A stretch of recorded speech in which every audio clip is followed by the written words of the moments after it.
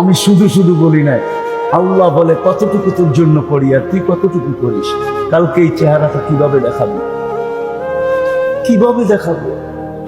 ওইখানে দুনিয়ার পরিচয় চলবে, কিচ্ছু চলবে।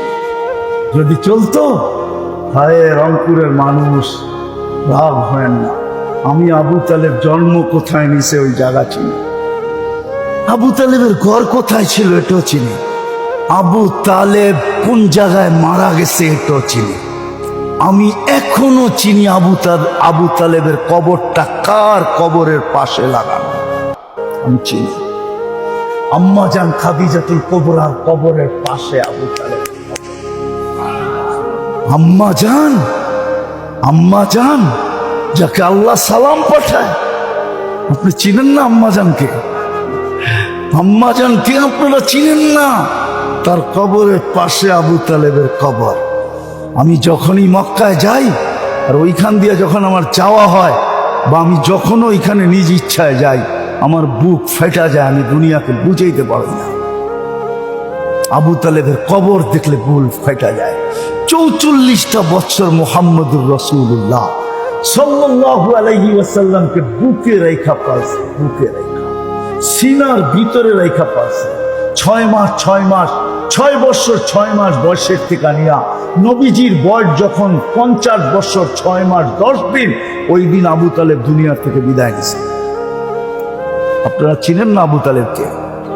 আপনারা জানেন না মুহাম্মদুর রাসূলুল্লাহকে? যার ইশারা পাইলে ভাগ্য খুলে যায়, ভাগ্য। ওলামাদেরকে জিজ্ঞাসা করেন, হাদিসে দব আছে, হাদিসে দব, বুইসাফের হাদিস।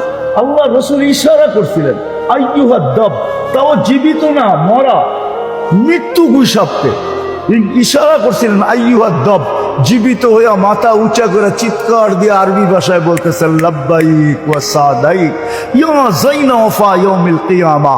ও দুজাহানের বাদশা, আমার ভাগ্য খুলে গেছে। এই হাদিসের নাম হাদিসে দব হয়ে যাবে, দব। মনে হয় তিরমিজিতে এই রিওয়ায়াত আছে, হাদিসে দব। আল্লাহ রসুল বলছে, এত সুন্দর আরবি বলিস, কিছু জিজ্ঞাসা করবো? করেন। লিমান তাবুদ, ইবাদত কার করিস? বৈশাখ পর্যন্ত চিনছে, আর আমার শিক্ষিত যুবকরা আল্লাহ চিনে না, শিক্ষিত সমাজ আল্লাহ চিনে না। কালকে এই চেহারাটা কি করে দেখাবো, কি করে আল্লাহকে দেখাবো বলেন? রংপুরের মানুষ না, রংপুরের পরিচয় দিলেই চলবে? তাইলে তো মক্কার পরিচয় দিলেই চলতো, তাইলে তো কুরাইশের পরিচয় দিলেই চলতো, তাইলে তো মুহাম্মদুর রাসূলুল্লাহর পরিচয় দিলেই চলতো। আল্লাহ কি চিনে না আবু তালেব কে? কতদিন পালছেন মুহাম্মদুর রাসূলুল্লাহ সাল্লাল্লাহু আলাইহি ওয়াসাল্লামকে? আমি পিছনে যাইতেছি না, আমি আম্মার জানের কবর 2 বার দেখছি, 2 বার। আমার এখানে ব্যথা জমা আছে, ব্যথা। আমি আবু তালেবকে চিনি, আবু তালেবকে চিনি, এই জন্যই তো দিলটা ফাটা যায়। হায় হায় আল্লাহ, তোমার সিদ্ধান্ত। আবু তালেব ইশারা করলে ভাগ্য খোলে, অথচ বুকে ঘুম পড়াইতো, ভাগ্য খুললো না। বুইসাবের ভাগ্য খুলে গেছে। জিজ্ঞাসা করছে, ইবাদত কার করিস? ফিস সামাই আরশুহু ওয়াফিল আরদি সুলতানুহু ওয়াফিল বাহরি সাবিলুহু ওয়াফিল জান্নাতি রাহমাতুহু ওয়াফিল নার ইকাবুহু। আকাশে যার আরশ, জমিনে যার রাজত্ব, সমুদ্রে যার রাস্তা, জান্নাতে যার রহমত, জাহান্নামে যার শাস্তি। আল্লাহ রাসূল হাসতেছে আর বলতেছে, কুল মান আনা, আমি কে?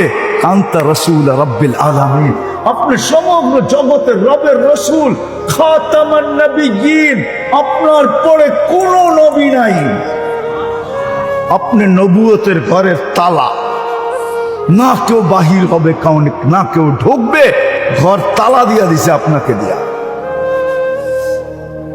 মান আমানা বিকা ফাস, যে আপনার গোলাম হবে ওর ভাগ্য আমার মতো খুলে যাবে, যে আপনার গোলাম হবে না ও চির হতভাগা। যার ইশারা পাইলে ভাগ্য খোলে।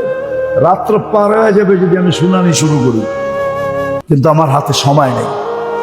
এত লম্বা শোনানো যাবে না যে মুহাম্মদুর রাসূলুল্লাহ ইশারা পাইলে ভাগ্য খোলে, ছোঁয়া পাইলে ভাগ্য খোলে, পিঠ লাগলে ভাগ্য খোলে।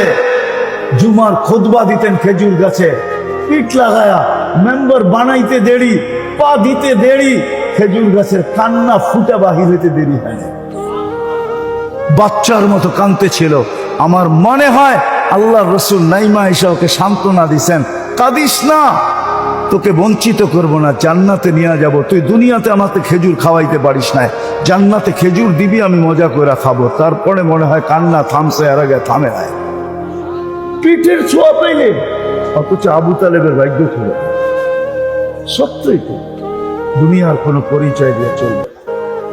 হায় হায়, আমি তো বড় কাঁদি, আমি তো সফরে বড় কাঁদি যে হায় পরিচয় যদি চলতো তাহলে পরিচয় চলতো। আজকে তো পরিচয় তো ওইখানে দুনিয়ার কোনোটাই চলবে না।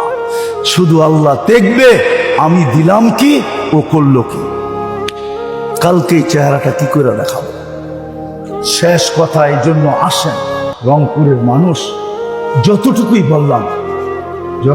বললাম, রাস্তা এখনো বন্ধ না, খোলা আছে, এই উম্মতের জন্য খোলা আছে। নাইলে আল্লাহ রসুল এই কাহিনী আমাদেরকে কোনোদিন শোনাইতেন না। বনি ইসরাইলের কাহিনী দিয়ে আমাদের দরকারটা কি ছিল? আল্লাহ রসুল শুনায়া দিছেন, মুসা আলাইহিস সালাম গার ধাক্কা দিয়া বাহির করে দিছেন, গার ধাক্কা দিয়া শহর থেকে বাহির করে দিছেন। মারা গেছে, ওহি আসছে, জানাজা পড়াইতে হবে বন্ধুর।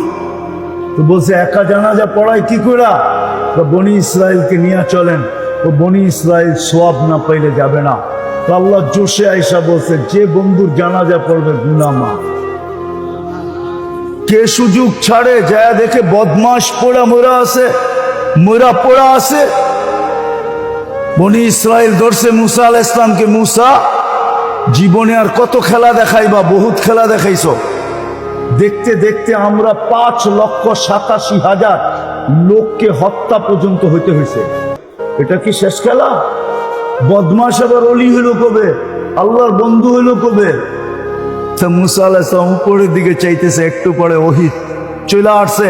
আল্লাহ বলছে, মুসা ছিল বদমাস বটেই, কিন্তু ফালাম্মা কারুবাল মউত, যখন মউত কাছে চলে আসছে, রাআ কারিবান ওয়া বাঈদা, কাছে দেখছে, দূরে দেখছে, ইয়ামিনা ওয়া শিমালা, ডাইনে দেখছে, বামে দেখছে, আমামা ওয়া আরাআ, সামনে দেখছে, পিছে দেখছে, ফালাম ইয়াজিদ আহাদ, মনের কথা বলার জন্য কাউকে পায় না। তো উপরের দিকে মুখ উঠায় একটা চিৎকার দিছে, ইয়া মান লা তাদুরুহু দুনুব, ও আল্লাহ, গুনাহ যার কোনো ক্ষতি সাধিত হয় না, ওয়ালা তানকুসুহুল মাগফিরা, মাফ করলে যার ভান্ডারে কমে না, ফাআরা আমুতু ফরিদান ওয়াহিদা, তাকায় দেখ আমি জঙ্গলে একা একা পুরা মরতেছি, ওয়া আনতা কুলতা আনতাল গফুরুর রহিম, আর আপনি বলতেছেন আপনি নাকি গফুরুর রহিম। তাহলে আমার লাভ হলো তো হলো কি?